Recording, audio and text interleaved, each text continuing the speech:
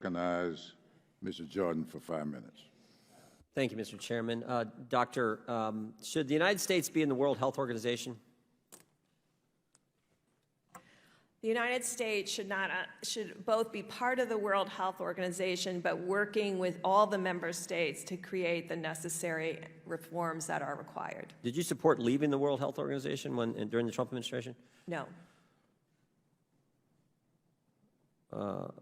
Okay, I'm looking at Dr. Girard's transcript from his deposition. He said, I can tell you from the task force, it surprised me, but Dr. Birx was one of the leading advocates for pulling out of the WHO. So was he stating something that was not true there? There was a difference between withholding funding versus pulling out of the WHO. Oh, well, let's ask it that way. Should we be giving them, what, $500 million a year, I think is what we do? Should we be giving them American tax dollars to this organization that lied to us?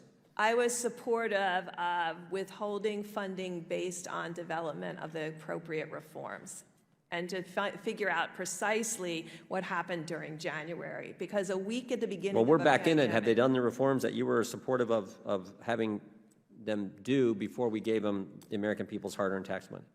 I was supportive of reforms. So you're comfortable now with the Biden decision to get back in the World Health Organization and pay the money, or not? I am no longer in government. No, I'm just asking. I believe that we should have a clear accountability and milestone associated with the funding that we give to the WHO outside And I'm asking of you if our that's the case. assessments. I'm asking you if that's the case now.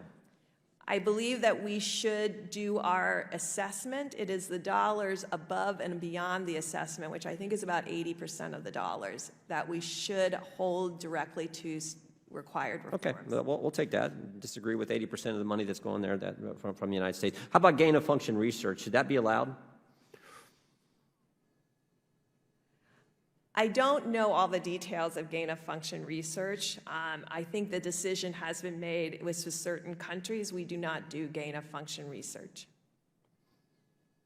So definitely limit with certain countries. Should American tax dollars be used to fund gain-of-function research?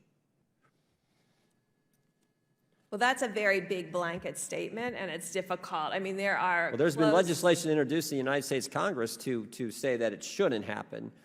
Some people even we got some doctors who are members of the United States Congress who are saying that we should not fund it at all. It's just way too darn dangerous. And particularly in light of what we've seen with this pandemic for the last 2 years, I tend to share those views. I'm just asking, do you think we should not have American tax dollars funding gain-of-function research? The trouble is there are class 4 agents that we work with that are very deadly, that we worked for years to try to improve countermeasures.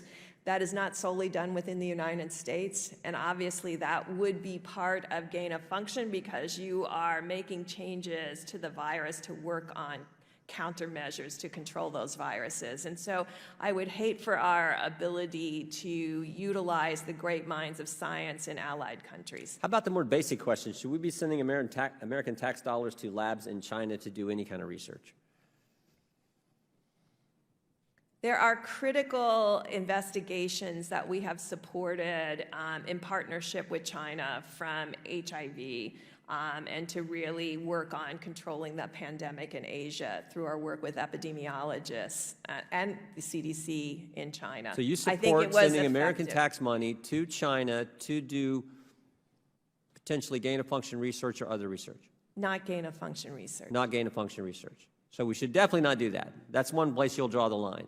No tax dollars going to China to do gain-of-function research. Correct. Yeah. But I think that's what happened in this situation. I think that's what happened at this lab in Wuhan. It was actually gain-of-function research. I believe it came from the lab.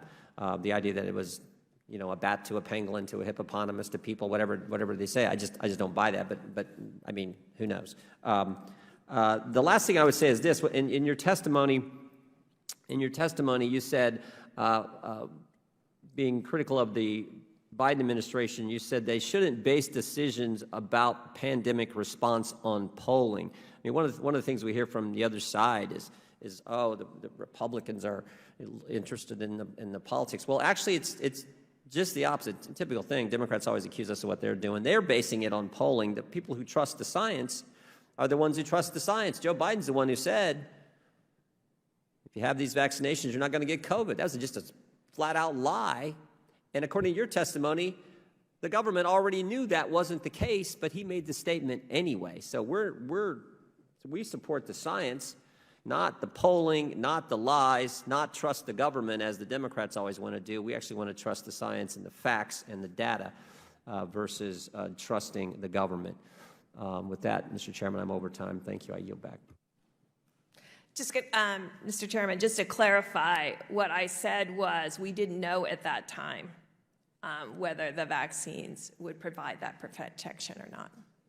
Well, actually, I think what you said is I asked you the question when the government told us that that the vaccinated could not get the virus. I asked you if that was a guess or a lie, and you said, I don't know. That's what you told us. I don't know. And then Joe Biden told us last summer, and you said that was at the start of calendar year 21, and this is July of 21, so this is 7 months later, where the President of the United States says, if you have the vaccinations, you're not going to get COVID.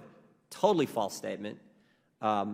That's what you said the first round of your testimony. Just to be very clear, there is a period of time that we believe after immunization and after boosting that people do have protection from infection. That does wane, though, and wanes rapidly.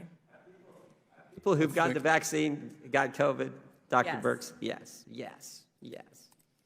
I think all of us remember that debate very well, and I think we all were following the scientists when they continued their research and came to the conclusion that we could.